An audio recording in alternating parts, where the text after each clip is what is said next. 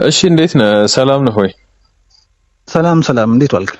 ይመስገን። እንግዲህ ከሰሞኑ እንደምታውቀው ብዙ ጉዳዮች እየተነሱ ነበረ። በተለይም ከአዳማ ላይ ከተከሰተው ከጋዜጠኛ ሶፎንያስ ክስተት በኋላ ከእንደዚህ አይነት ነገሮች ጋር በተያያዘ በጣም ብዙ ጉዳዮች ወደ መድረኩ እየመጡ ነው ያሉት። አሁን ላይ እንደውም ብዙ ሚዲያዎች በእንደዚህ አይነት ነገር የተጠቁ ሰዎችን በስፋት እየዞሩ እያናገሩ ነው ያሉት። እና አንዳንድ የምትሰማቸው ታሪኮች ልብን የሚነኩ የሚያሳዝኑ ናቸው። ወጣቶች፣ ህፃናት፣ ሴቶች ሁሉም ሳይቀሩ በጣም በድንገት በማያውቁት ሴራ ተተብትበው የዚህ ነገር ሰለባ እየሆኑ ነው ያሉት ኢትዮጵያ ውስጥ። ከዛ በተረፈ በተለይ ጋዜጠኛ ሶፎንያስ እንደዚህ ተጋልጦ ከመውጣቱ በፊት እግረኛው ሚዲያ ላይ ቀርቦ ነበረ እንደምታስታውሰው። እና እዛ ላይ ከቀረበ በኋላ ያነሳቸው እግረኛው ሚዲያ ያነሳቸው ጥያቄዎች ነበሩ። አጠያየቁ ሁሉም ነገር ብዙዎቹን አበሳጭቶ ትችቱን ላስተናግዶ ያውቃል እግረኛው ሚዲያ። ሚዲያውን አንሰብስክራይብ የማድረግ ዘመቻም ተከፍቶበት ነበረ። እሱን አስመልክቶ እንግዲህ ትላንትና ፕሮግራም አቅርቧል እግረኛው ሚዲያ፣ ሙሉ ቃለ መጠይቅ ሰጥቷል። እሱንም አይቼው ነበረ። እዛ ላይ የሚለው ምንድነው? እኔ ከአዳማዎቹ ልጆች የባሰ ጥልቅ የሆነ መረጃ እና ዶክመንት ይዣለሁ። እኔ ያን ጥያቄ ጠይቄ የነበረው እንደው ዙሪያውን እየሄድኩኝ ነካ አድርጌው ቢገባውና ከዛ ድርጊቱ የሚቆጠብ ከሆነ ብዬ እንጂ በእርግጥ ብዙ ጥፋት ነው ያለው። እጄ ላይም የነበረው ዳታ በጣም ሰቅጣጭ ነበረ። ያልጋ ቤት ቪዲዮ ሳይቀር ነበረኝ እና ያን እያየው እንደውም አለስልሼ ነው ለመጠየቅ የሞከርኩት። ብዙዎቻችሁ ግን ሰድባችሁኛል። አሁን እውነት ስትወጣ ግን ይቅርታ እየጠየቃችሁኝ ያላችሁም አላችሁ ብሎ በወቅቱ ቪዲዮ ከሰሩበት ሰዎች መካከል የአንድ ሁለቱን አቅርቦ ነበርና ሊትራሊ ስድብ እንዳስተናገደ አሳይቷል። ከዛ በተረፈ ደግሞ አንድ የኢቲቪ ጋዜጠኛ ስፖርት ጋዜጠኛ የነበረ እንግዲህ ታውቆ ከሆነ አላውቅም። አውቀዋለሁ። አሁን ካናዳ ሀገር ነው ያለው። የሱን ታሪክ ሰምተሃል? ደውሎለት ያለው ምን እንዳለው አልሰማውም፣ ግን የሆነ ነገር ሲለው እንደነበር ሰምቻለሁ። እሱ ምንድነው እንግዲህ ዛሬ ነው የተናገረው። እሱ ደውሎልኝ አላነሳውለትም ነበረ እና ቮይስ ሜሴጅ አስቀመጠልኝ። እሱ ቮይስ ሜሴጅ ምን ይላል? እንግዲህ ሶፎንያስ ነው ደዋዩ ከኢትዮጵያ። እንግዲህ እዛ የመጣ አንድ ጓደኛ አለኝ፣ አገሩን አያውቀውም በደንብ ካናዳ፣ እና አግኝና እንደው እንትን በልልኝ እንዲላመድ አድርግልኝ ነው የሚለው። እና በዛ ውስጥ ምን የሚል ቃል አለ? ቢራ ጋብዘው ነው የሚለው። ቢራ ስለሚወድ ቢራ ጋብዘው ነው የሚለው። ሻይ አጠጣው፣ አገር አሳየው ምናምን አይደለም፣ ቢራ ጋብዝልኝ ነው የሚለው አለና በወቅቱ እኔ የሶፎንያስ ጓደኛ ስለነበርኩኝ እሺ ብዬ ልቀበለውና ላደርግ ይችል ነበረ፣ ግን አልተመቸኝም ነበር። አሁን ላይ ግን ሳስበው ያ ነገርም ታስቦበት የተደረገ እንጂ በእንደዚህ አይነት ሁኔታ ውስጥ መቼም ከቅንነት ከጓደኝነት የመጣ ነው ብዬ አላስብም ምናምን እያለ እያወራ ነበር ዛሬ። የሚገርምህና ሰንሰለቱ እዚህም የደረሰ ነው አይደለም ኢትዮጵያ ውስጥ የሚል ሐሳብን አቅርቦ በጣም ገርሞኝ ያየሁት ነገር ነው። ምናልባት የእግረኛውን ሐሳብና እነዚህ ሁለቱ ሐሳቦች ላይ የምትሰጠው ሐሳብ ካለ ላንተ ልስጥ።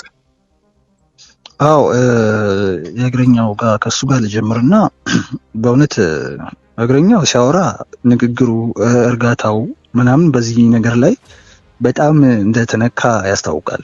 በጣም የሰዎች ስድብ፣ የሰዎች እሱ ላይ የወረዱበት ውርጅብኝ በአጠቃላይ ትንሽ እንደረበሸው ያስታውቃል። እና ብዙ መረጃዎች ግን እንዳሉት እንደነበሩት ደግሞ ተናግሯል። እና አንዳንዴ ምንድነው ልጁ ያው ጋዜጠኛ ስለሆነ እንዴት ጋዜጠኛ ሆነ በጋዜጠኛ ላይ በሚለው ነው ሰው የሰደበውም በበጎ ነው። ይቅርታም ብለውታል። በእርግጥ ይቅርታ ተብሏል። ብዙ ሰዎች እንደገና ቪዲዮ የሰሩለት ብዙ ሰዎች አሉ ስለ እግረኛውን ተሳድበው መልሰው ደግሞ እንትን ያሉት ማለት ነው። ይሄ ያጋጥማል። ማህበረሰብ በአጠቃላይ ለምን ይተቸኛል ብለህ መቼም መቆጣት አይኖርብህም። በቃ በዛ ሰዓት ሰው የመሰለውና ከልጁ ባህሪ ከልጁ ከዚህ በፊት ከነበረው የህመም ስሜት ጸበል ደርሼ ነው የመጣው ከሚለው ነገር በአጠቃላይ ከነበረው ማንነት አንፃር አሁንም እኮ ሰው በማያስፈልግ ሁኔታ በአንድ የተረገመ አጋጣሚ ገብቶበት ሊሆን ይችላል ብሎ እኮ የሆኑ ሰዎች እኮ ደግሞ አሁንም ድረስ እኮ የሚያዝኑለት ሰዎች አሉ።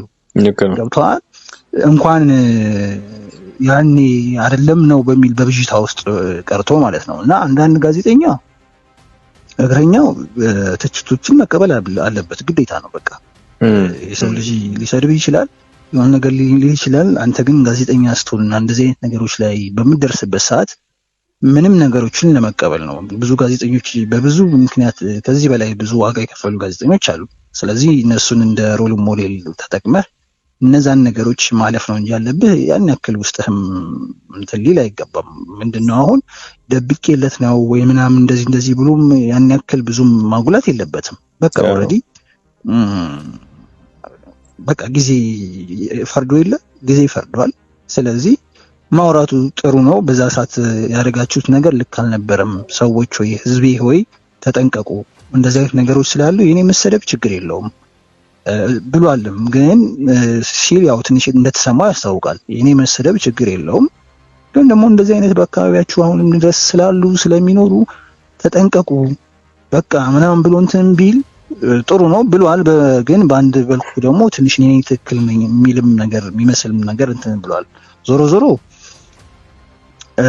የእግረኛው ጉዳይ ቪዲዮ መስራቱም ትክክል ነው። አሁንም ቢሆን በዛ ሰዓት ግን ራሱን ለመከላከል የተወሰኑ ነገሮችን ቪዲዮዎችን ማለት የተወሰኑ ነገሮችን ቢናገር ብዥታውን ቢያጠራው ኑሮ ይሄ ልጅም እዚህ ድረስ አይመጣም ነበር። ያኔ ያልቅ ነበር ጉዳዩ ማለት ነው።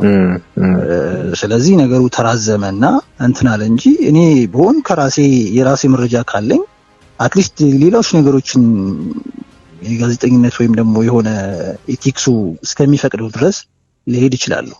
ምክንያቱም የያዝኩት እውነት ስላለ ማለት ነው። እሱ ላይ ተሰርቷል። በቃ የሆነ የያዝኩት እውነትና ቪዲዮ ምናምን ካለኝ የሆነ ጥግ ድረስ እዛ ድረስ እስክሰደብ ድረስ ማለት መሰደብ አይደለም የሰው ሚስሊድ ሆኗል ማለት ነው አይደለ? የሚሰድብህ እኮ ነገሩን ይሄኛውን አምኖበት ነው ማለት ነው አይደለ? አረ ይሄን ነገር አተመነውበት ይሄ መሰደብ ችግር የለውም ግን ይሄም ነገር አለ ብሎ እዛ ድረስ መሄድ ይችላል። ገብቷል? ከአንድ ግለሰብ ጓደኛህም ቢሆን ከአንድ ግለሰብ ህዝብ ከሚጠፋ አንድ ግለሰብ ቢጠፋ ይሻላል አይደለ? አሁን ሶፎንያስን ለማዳን በሚመስል መንገድ እሱን ከምትከላከልለት እሱን የሚይዘውን ቦታ ሲይዘው ሌላ ህዝብ ማዳን ትችላለህ። ገብቷል? ምክንያቱም እንደዚህ አንድ ግለሰብን ቀስ በቀስ እየተውኸው ቸላ ያልከው ነው። እነዚህ ሰዎች እንደ ድንገት ገብተን ነው አሁን መውጣት አልቻልንም ያሉ ሰዎች አሁን ላይ ቪዲዮ እየሰሩ ያሉ ሰዎች ሳናውቁ ተደፍረን ነው ምናምን የሚሉ ሰዎች የበዙት እኮ በሰው ቸልተኝነት ነው። ታዲያ መጀመሪያ ላይ ሰው ከስር ነገሮችን እንተ ቢያጋልጥና እንትን ቢል ምንድነው የሚሆነው? እነዚህ አሁን ላይ አስበው የሚገቡ እንዳሉ ሁሉ ሳያስቡት የሆነ ነገር የሚገቡ እንዳለ ግልጽ ነው። በቃ የህይወት ጣፋንታ የሆነ ቦታ ላይ እንደሚከት ግልጽ ነው በጣም። ስለዚህ እነዚህ አይነት ሰዎች ግን የሚፈጠሩት በቸልተኝነት አንተ ያስከውን ነገር ጥግ ድረስ ሂደህ ባለመከራከርህ። ለምሳሌ ይሄ ሶፎንያስ የሚባል ልጅ ወዶ አይደለም ብዙ ምክንያቱም እንደው ስታስበው አንድ ጋዜጠኛ የሆነ ሰው ሪካርድ እንደሚደረግ እያወቀ እዛ ድረስ ሂዶ ይሄን ነገር ስተት ሁሉ ይሰራል ብለህ አታስብም። እውነት ነው። ውስጡ ላይ በጣም በቃ መቆጣጠር ማይችለው ነገር ውስጥ ባይገባ ማለት ነው። ልክ ነው። ስለዚህ አሁን ሌሎች ሰዎች ከሚያበላሽ አንድ ሰው ከተበላሽ እኮ አንድ ሰው ብዙ ነው። በዚህ አንድ ሰው ብዙ ነው። አንድ ሰው አንድ ብቻ አይደለም።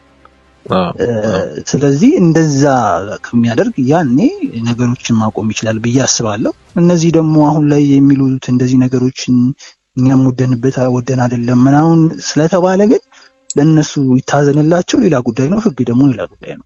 አሁን ለምሳሌ ወደን ሀገር አይደለም እዚህ ነገር ውስጥ የገባ ነው ተደፍረን ነው የቀን ጎዶሎን ያስገባን ምናምን ሊሉ ይችላሉ። ለነሱ ታዘናለህ። የሚወጡበት መንገድ ካለ ሊመቻች ይችላል። ከዛ ውጪ ግን እነሱ እንደዛ ስለገቡ ግን ዝም የምትልበት መንገድና እነሱ እንደፈለጉ ሌሎች ሰዎች እንዲያበላሹ ግን የምትፈቅድበት መንገድ መኖር የለበትም። እውነት ነው። ልክ ነው። አሪፍ ሀሳቦች ነው ያነሳው። እግረኛው በእርግጥ ያኔ የጠየቀበት መንገድ አንደኛ ሶፎንያስ ከጸበል የመጣው በእርግጥ አሁን የዛን የፈጠራቸው ታሪኮች እውነት ይሁኑ አይሁኑ አሁን ላይ ሆነን ጀጅ ማድረግ አንችልም። ተዘርፌ ተጭበርብሬ አእምሮ የተነክቶ ሄጄ ጸበል ገብቼ ምናምን ያለው ታሪክ እውነት ይሁን አይሁን እግዚአብሔር ነው የሚያውቀው።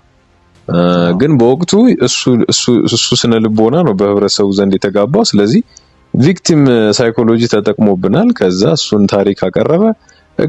እግረኛውም ታይሚንግ አልጠበቀም።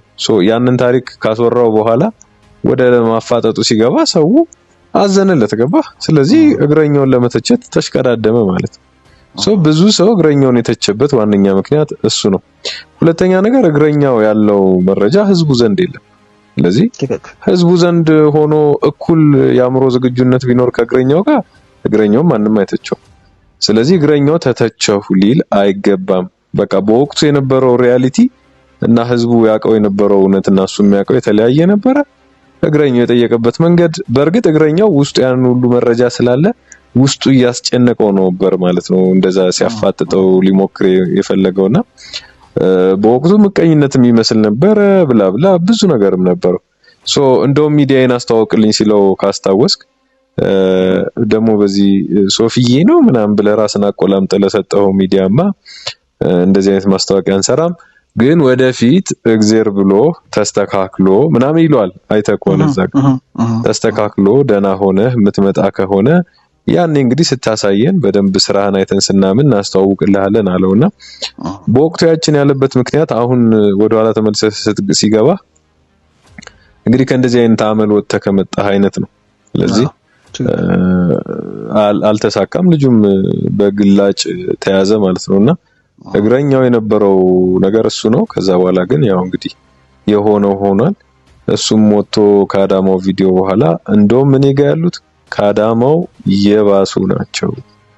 ያንንም ያላወጣኋቸው እኔ ተወቅሼ ልቅር ልጁ ተስተካክሎ እንደዚህ ነገሩ ሳይገባ ከተገኘ እኔ ተሰድቤ እኔ ተዋርጄ ልቅር ብዬ ነው ያንን ያረኩት። ምክንያቱም ልጁ ሊመለስ ይችላል የሚል ማስጠንቀቂያ ነው ያ ኢንተርቪው የነበረው ለሱ እንደ ማስጠንቀቂያ ነው።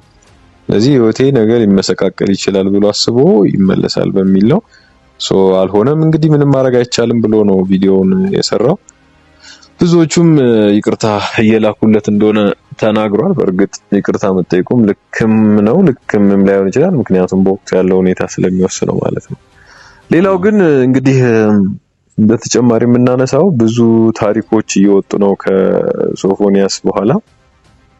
ቅድም ጥሩ ሐሳብ ያነሳው አንደኛ ምንድነው እግረኛው በወቅቱ የሶፎንያስን ጉዳይ ብሎ አጋልጦ ቢሆን ኖሮ ምናልባት በእግረኛው ሚዲያ ኢንተርቪው እና በአዳማው ክስተት መካከል በነበረችው ጊዜ ራሱ ስንት ነገሮች ተቀያይረው ሊሆን ይችላል። ገብቷል። በሱ አለመጋለጥ ስንት ስተቶች ተፈጥረው ስንት የማይገቡ ነገሮች ተደርገው ሊሆን ይችላልና ለሱም ራሱ እግረኛው ኃላፊነት የሚወስድበት ነው የሚሆነው። መረጃው እንደደረሰ ትውልድ የሚያበላሽ ሀገር የሚያጠፋ ነገር ሲሆን ወዲያው ነው እንትን መባል ያለበት እንጂ ዝም ብሎ መሽኮርመም ተገቢ ነው ብዬ አላምንም። እና ከዛ በኋላ የሚወጡ ታሪኮችን እያየኋቸው ነበርና ሰዎች እንዴት ተታለው ወደዚህ ህይወት እንደሚገቡ በማያውቁበት ሁኔታ በመድኃኒት በሻይ ላይ በሚጨመር አልኮል እያሰከሩ እንግዲህ ድሮ ፊልም ላይ እናየው እንደነበረው ማለት ነውና የሚያሳዝን ጊዜ ነው እንደ ጊዜ አጠቃላይ። እና አንድ ታሪክ በጣም ልቤን የነካው ኳታር ሀገር የምትኖር እህት አለችውና እሷ እዛ ሀገር ብዙ ስትሰራ ስለኖረች ብርም ሰርታለች። ስለዚህ ቤተሰብም እያገዘች ነበርና ወደ ሀገሯ ተመልሳ ማረፍ ፈልጋለች ሀገሬ ላይ ልሆን በሚል ማለት ነው። ስለዚህ እዛ የጀመረችውን ቢዝነስ እንዲያስቀጥልላት ወንድሟ ከክፍለ ሀገር ፕሮሰስ እንዲጀምርና እንዲመጣ ትነግረዋለች ወደ ኳታር ማለት ነው።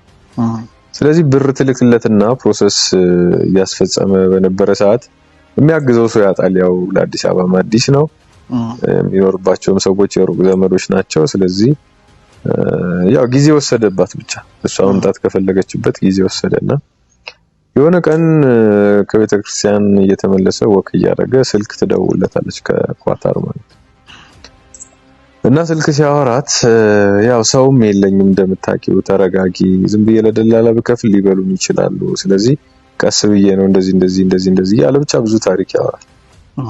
እና ካጠገቡ የሚሄድ አንድ ሌላ የ40 ዓመት አካባቢ ሰው ይሰማል።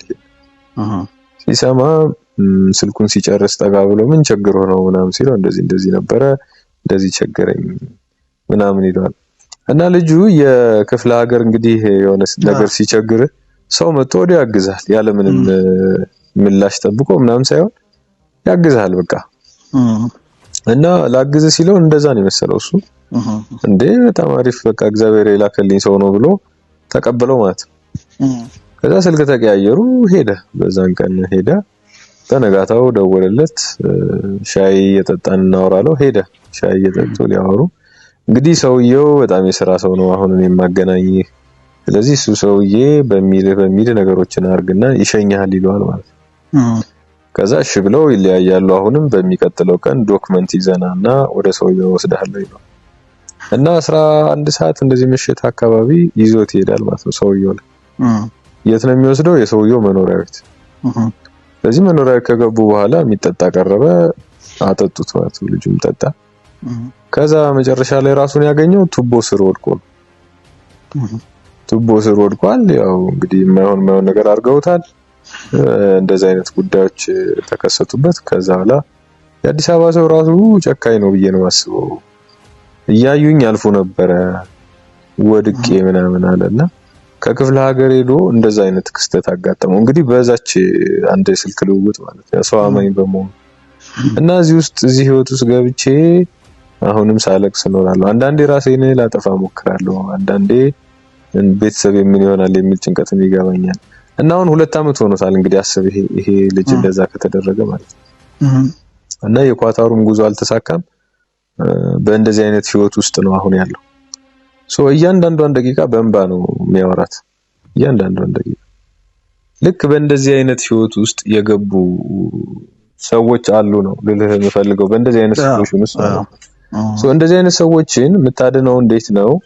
የሚደርስ መረጃ ካለ፣ የምታውቀው የሴራ አካሄድ ካለ፣ መረጃዎች እጅ ላይ ካሉ ለህዝብ ማጋለጥ። አንተም ዳይሬክትሊ ኮል አታርገው ትችላለህ፣ ግን በቲክቶክም በምንም መረጃዎች እንዲወጡ ሰው እንዲጠነቀቅ ይሆናል። ገባ? አሁን ከዚህ በኋላ የዚህን ልጅ ታሪክ የሰማ ሰው በቀላሉ ልርዳላ ግዝቢል ተጠራጠረዋል። ራስን ትጠብቃለህ ምናምን እና መረጃ የደረሳቸው ሰዎች አፍነው የቆዩ ሰዎች አለማጋለጣቸው ትልቅ ክፍተት ነው። እንተናም ፍሬዘር የሚወሰደው ሪስክ ይሄ ነው። እንግዲህ ሰምተው ከሆነ እኔ ይሄን መረጃ ባለማውጣቴ ብዙ ሰዎች ችግር ውስጥ ሊወድቁ ይችላሉ ብዬ ነው ራሴ ላይ ፈርጄ ያወጣሁት ነው የሚለው። በእርግጥ እሱንም አስረውታል፣ ሰርተናል። ይሄንን ባንድ ስራችን ገብቷል ወደ ፖሊስ ጣቢያ እና እንደዚህ አይነት ታሪኮች በስፋት እየወጡ ነው ያሉት። እንደው ሚዲያውን ማየት ካረከው አው በእርግጥ የፍሬዘር መታሰር እንደ ማጥራት ችግር የለውም እኮ እዛ ከሆነ በትክክል ቼክ ተደርጎ ምክንያቱም ምርመራዎችም ሊደረጉ ይችላሉ እኮ አስፈላጊ ከሆነ አይደል?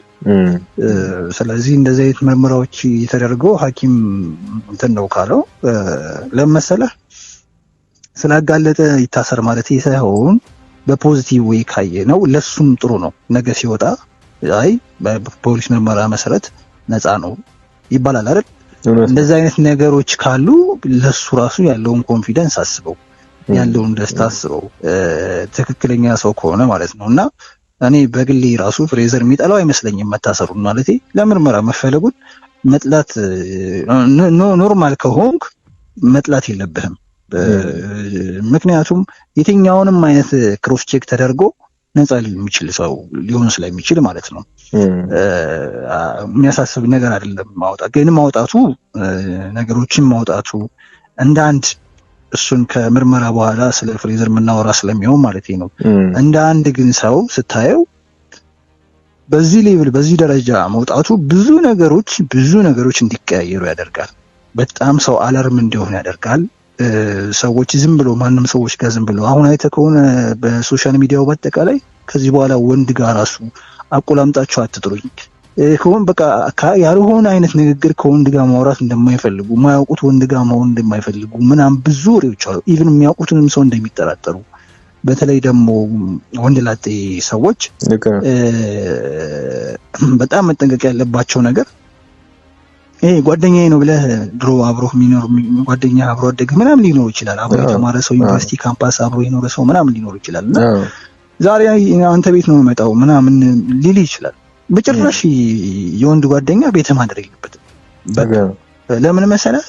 በቃ ጓደኛ ነው አያስፈልግም። በቃ ቤት መጥቶ ማደር ምናምን ነገር አለ አይደለ?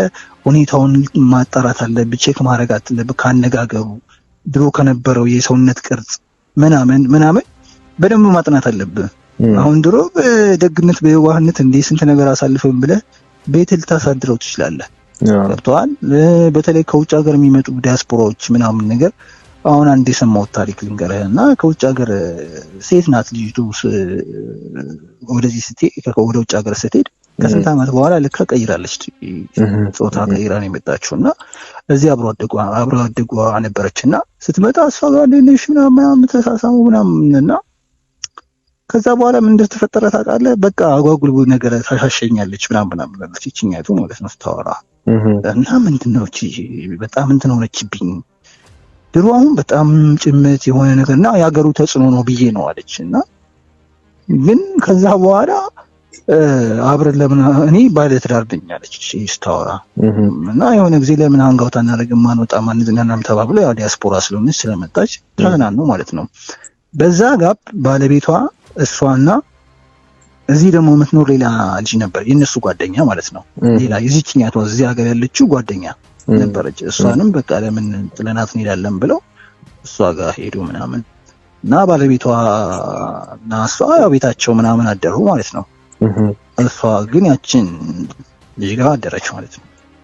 እና ማይሆን ነገር አድርጋት ጧት ስትነሳ በጣም ያማት ነበራሉ ምናምን እና ወዲያው ወደ ሀገር ቤት ወደ ውጭ ወጣች ያቺ ልጅ ማለት ነው። ያቺ እንደዛ አድራጊዋ ማለት ነው። ተመለሳ ወደ ውጭ ሀገር ተመለሰችና ይቅርታ አድርጉልኝ እኔ እንደዚህ ነበርኩ እንደዚህ ነው ምናምን ብላ ቴክስት ጻፈችላቸው ምናምንና በጣም እንደጸጸታት ምናምን አይነት ነገር ነው እንትን ያለች። አየው አብረህ አድገህ አብረህ እንትን ብለህ ጭራሽ ጾታ ቀይራ መጣ። አየው እና የትኛውም በቤተሰብ ልክ የሚጠጋን ሰው እንድትጠራጠር ዘመኑን በቃ መምሰል አለበት ግዴታ ነው። በዚህ ሰዓት አንተ የዋህ ከሆንክ የምትበላው አንተ ነህ። ልክ ነው። እና እንደዚህ አይነት የተለያዩ ሚንሶች ስላሉ ኢቭን ሌላ ሀገር ደርሰው ድሮ ሴት የነበሩ ሰዎች ሌላ ነገር ሆነው ቀይረው የሚመጡበት ጊዜ ተፈጥሯል። ስለዚህ በጣም ውስብስብ የሆነ ጊዜ ስለሆነ የትኛውም ነገር ማጣራት መጠንቀቅና ማገናዘብ በደንብ ማገናዘብ ይጠይቃል እንጂ የትኛውም ሰው ሆይ ስላለም አይደለም።